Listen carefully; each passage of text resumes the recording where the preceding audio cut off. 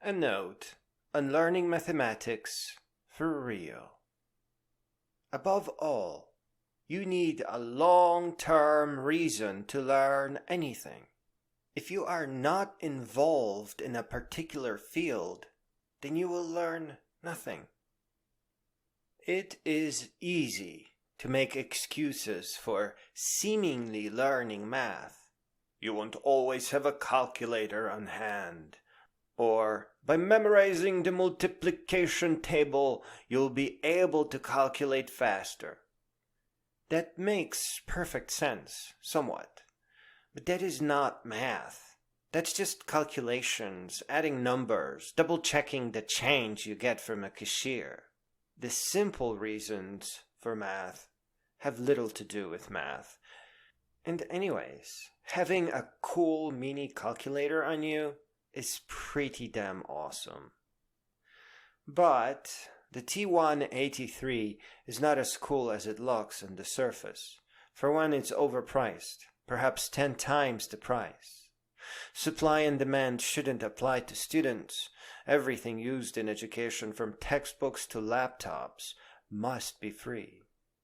So cooler than a TI-83 is a calculator that you program yourself, preferably by means of a high-level programming language, maybe even a Raspberry Pi Zero.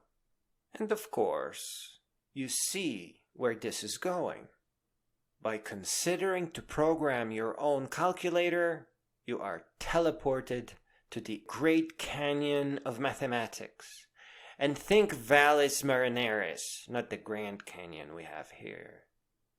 Now, every cool damn thing from algebra, geometry, trigonometry, calculus, and even engineering formulas, to generative art, Antikythera mechanism, even Cryptos analysis tools, and black hole and big crunch math, stand right in front of you, softly mocking you for not being cool yet.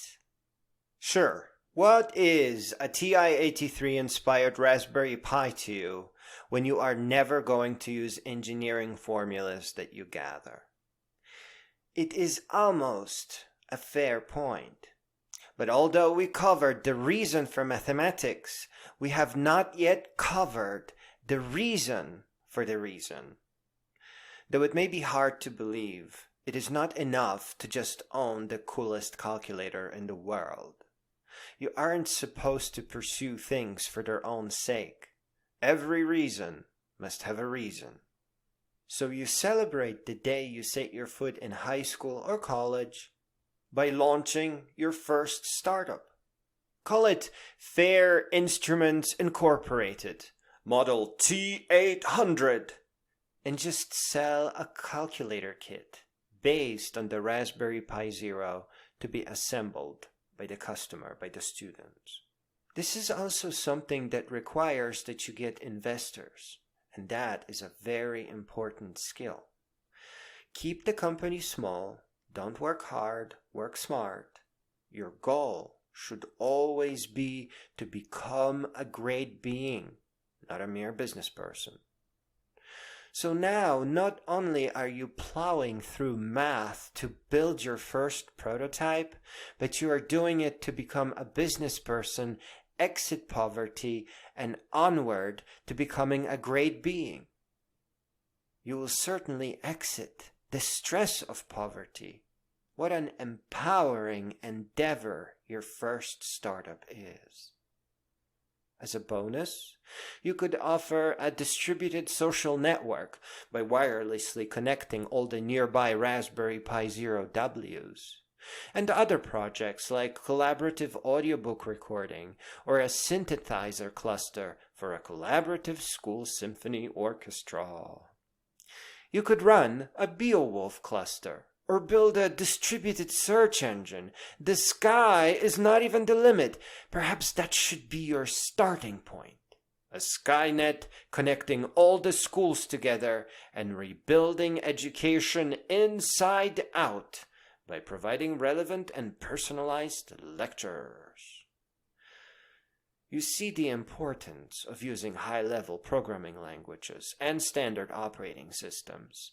There are more lessons to be had here, more companies to build.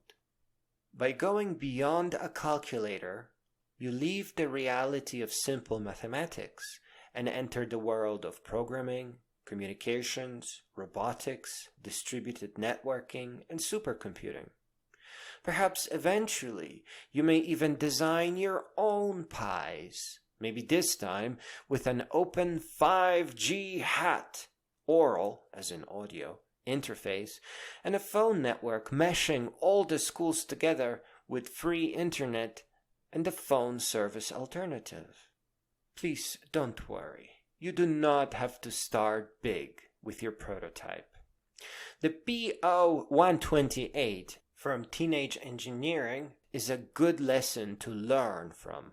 Their entire product line is a dream. But use Linux and high-level programming languages. Do not limit yourself with a microcontroller.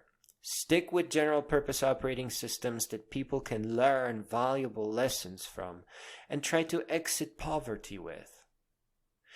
If you want to start learning math right now, right this moment, create a startup that generates generative art. There's always a need for interesting video backgrounds or video samples, and you can keep the company simple by giving most of them away as a form of advertising. This is also the realm of computer games. Here think auto-playing computer games.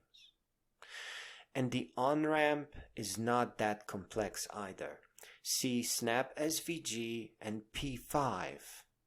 And see if maybe you are more interested in 3D graphics via 3JS.